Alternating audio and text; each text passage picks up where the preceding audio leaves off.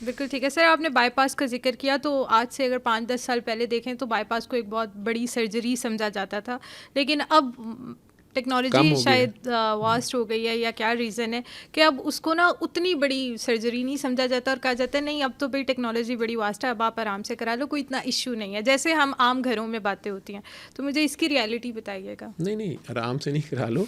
अब बाईपास की तरफ सर्जन्स और डॉक्टर्स खुद कम जा रहे हैं,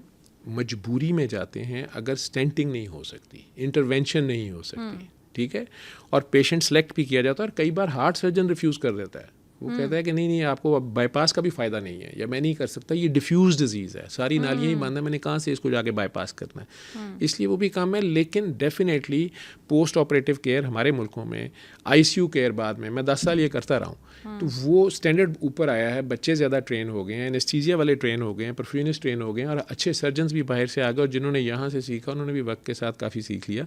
तो वो स्टैंडर्ड और रिजल्ट्स अच्छे हुए हैं। लेकिन उससे प्रेफर किया जाता है स्टेंट को जितना ज़्यादा, और उससे पहले जितना ज़्यादा दवाई पर रह सके, और उससे पहले जितना ज़्यादा प्रिवेंशन कर सके। लेकिन वो स्टंट बेहतर भी है। आप कितने, मतलब मैक्सिमम कितने स्टंट्स हो सकते हैं? मतलब एक पेशेंट को एक साल में 1-2 स्टंट्स डल गए, नहीं नहीं, उसके हर बाद साल नहीं डालने हैं। नहीं नहीं नहीं, हर साल नहीं, लेकिन उसके बाद उसने स्मोकिंग नहीं छोड़ी, उसने इस तरह की चीज़ें नहीं छोड़ी, वो बिल्कुल नहीं दोबारा छोड़ी। से उसको हार्ट प्रॉब्लम हुआ, उसको डॉक्टर ने कहा जी अब आपको एक दफ़ा दोबारा से स्टंट आपका ऐड होगा, लेकिन उसके बाद फिर क्या है कि मतलब ऐसा हो सकता है कि आप अपनी हैबिट्स भी चेंज नहीं कर रहे और आप कह रहे हैं कि बस हम अब स्टंट्स के सहारे ही ज़िंदा रह लें। नहीं तो स्टंट्स के सहारे फिर अगर उसको खुदा न खास्ता दोबारा अटैक हो जाता है, स्टंटिंग के बाद भी हो जाता है, साल 2 साल के बाद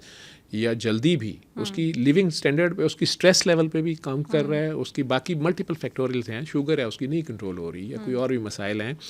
या लाइफ ही इतनी स्ट्रेसफुल है, तो फिर दोबारा एंजियोग्राफी करके देखा जाता है। कई बार स्टेंट के अंदर ब्लॉक आ जाता है। वैसे तो जो अच्छी स्टेंट्स हैं, ड्रग इल्यूटिक स्टेंट्स ज़रा महंगी हैं, वो ही अब डाली जाती हैं, प्रेफर की जाती हैं, और मरीज़ को फिर ये बताया जाता है कि आपने ये जो ब्लड थिनर है ये नहीं छोड़नी, ये खाते रहना है, या कोलेस्ट्रॉल की और शुगर का इलाज साथ जारी रखना है, ब्लड प्रेशर कंट्रोल रखना है। हमारे ऐसे ऐसे बादशाह लोग हैं कि वो ब्लड थिनर भी छोड़ देते हैं, ठीक है, मेडिसिन नहीं खाते। इसी तरह दूसरी बीमारियां जो यंग बच्चों में होती हैं, कि उसको गला ख़राब हुआ था, रोमेटिक हार्ट डिजीज़ उसे बोलते हैं, या वो जरासीम का जहर जो था उसके हार्ट के वेल्व्स को पड़ा, उसका वेल्व बहुत लीकी था या बहुत तंग था, तो उसमें लोहे के वेल्व डाले जाते हैं, या इंसानों के जो मर गए, यंग एज में मर गए, या उन डोनेट कर गए, या उनके हार्ट से निकाल के वेल्व, बायोप्रोस्थेटिक वेल्व्स भी डाले जाते हैं, जानवरों से भी या इवन सूअर से भी लेके वो बनाए जाते हैं, पोर्सिन वेल्व्स भी अब बेहतर प्रेफर किए जाते हैं, मेटालिक वेल्व्स यंग लोगों में, उसमें भी ब्लड थिनर दिया जाता है कि नहीं तो ये वेल्व जो है इस पर जंग लग जाएगा, उसको समझाने के लिए कहते हैं इसमें जंग लगेगा, क्लॉट आएगा, ये बंद हो जाएगा तो घर ही मर जाएगा। इवन देन हमारे लोग वो दवाई रोज़ शाम 6 बजे वो खानी होती है, 1 या 2 या आधी गोली या 2.5 गोलियाँ, उसको लेवल बताया होता है कि ये तुम्हारा INR का या पीटी का टेवर इतना होना चाहिए, तुमने 15 दिन या महीने बाद ये कराते रहना है, तो माशाल्लाह ठीक रहोगे सारी ज़िंदगी। वो फिर गोली छोड़ देता है, फिर क्लॉटिंग करा के आ जाता है, कई बार फालिज करा के आ जाता है, या ज़्यादा गोलियाँ बादशाह लोग ने, मैं क्या 2 दिन नहीं सी खा दिया, आज मैं 5 इकट्ठियाँ खा लिया ने, वो नीचे से भी खून जारी हुआ, ऊपर से हुआ, या ब्रेन हेमरेज हो गई है, अब आ गया है, तो वो हार्ट के वेल्व्स के अंदर मसला होता है। फिर बच्चों को पैदाइशी सुराख होता है, कहते हैं जी दिल च सुराख है, बिल्कुल ठीक बिल्कुल है, ऐसे। वो जो चारों खाने हैं, चारों बेडरूम हैं, उनके दरमियान में दीवारें हैं ना,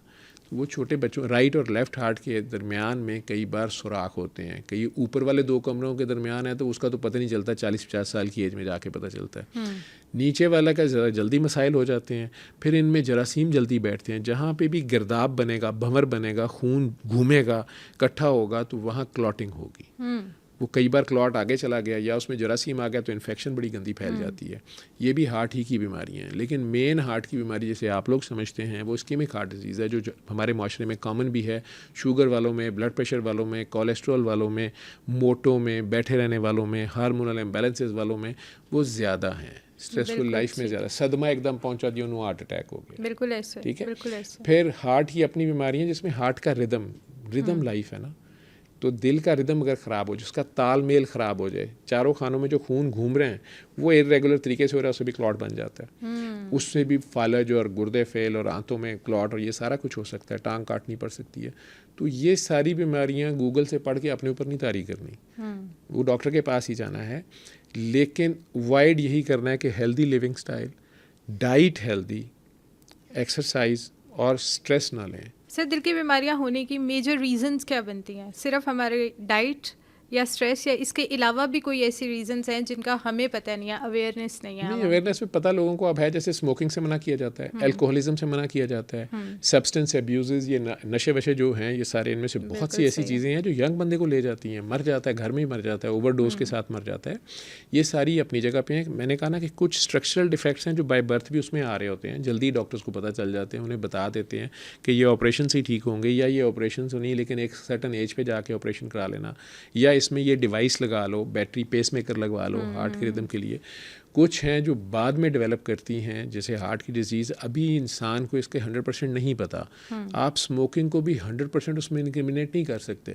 लेकिन उसकी एसोसिएशन देखी गई है कि जो सिगरेट ज़्यादा पीते हैं, अल्कोहल ज़्यादा लेते हैं, नशे ज़्यादा, उनमें ज़्यादा है, ठीक है। या जो ज़्यादा डाइट, जैसे फास्ट फूड डाइट ले रहे हैं, या एक फ़िज़िकल एक्टिविटी कम है, या स्ट्रेसफुल लाइफ है, उन लोगों में ये बीमारी ज़्यादा है। तो उसकी एसोसिएशन उसके साथ है, चाहे वो उसकी वजह नहीं है, उसमें ज़्यादा टेंडेंसी है। फिर कुछ एंडोक्राइन डिजीज़ उससे कह लें, या हार्मोनल इम्बैलेंसेस हैं, जैसे थायराइड उसका फंक्शन कम कर रहा है, तो उसके कोलेस्ट्रॉल लेवल्स और वैसे ही बहुत ज़्यादा हो जाएंगे और ब्लड थिक हो जाएगा, तो वो भी उसको हार्ट डिजीज़ हो सकती है।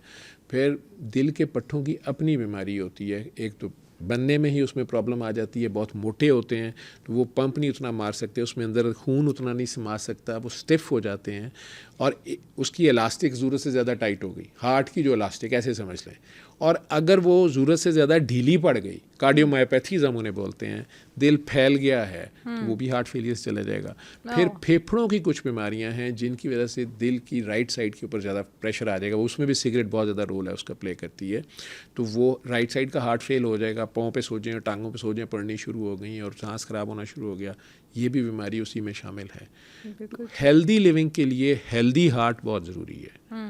और दिल में कहते हैं अल्लाह रहता है, रब्बुल आलमीन रहता है, तो रहमतुल आलमीन भी हर जगह साथ होते हैं, तो अगर वो दोनों इकट्ठे रहें साथ और आप उनके साथ रहें तो दिल की बीमारी नहीं होती।